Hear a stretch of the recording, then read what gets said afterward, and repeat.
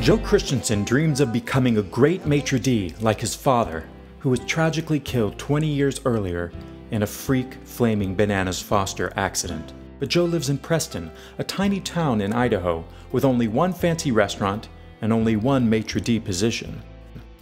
After 7 years of waitering and preparing to assume the position of maitre d', Joe learns that the restaurant will be torn down to make way for a new shopping mall. And malls don't have fancy restaurants. Malls have food courts. Joe decides that he must move to a bigger city with fancier restaurants, like New York City. There are a lot of fancy restaurants in New York City. Home of Le Cirque, the greatest restaurant on earth. But Joe's mother, Preston's premier child psychiatrist, worries that her son will not be able to handle the stresses of a big city and tries to dissuade him from going. Agreed. A trial period is agreed upon, and Joe heads off to try his luck in New York City. But nothing is easy in New York, and Joe is faced with one challenge after another that try his faculties to handle life in the big city and make it in the dog-eat-dog world of fancy restaurateuring. Having grown up without a father figure in his life, Joe is quick to make mentors of his employers and follow their advice to less than stellar results.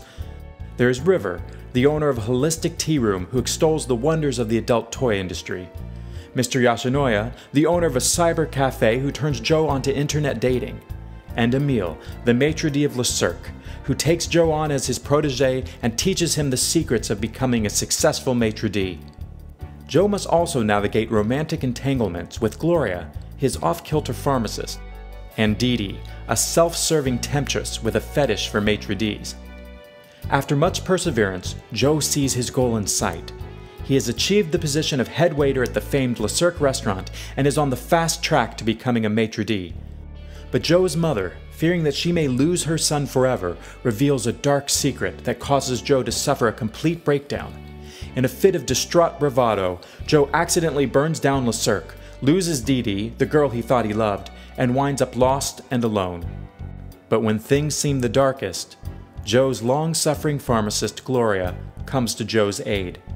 Gloria helps Joe to find his connection with his father, forgive his mother, and claim ownership of his dreams.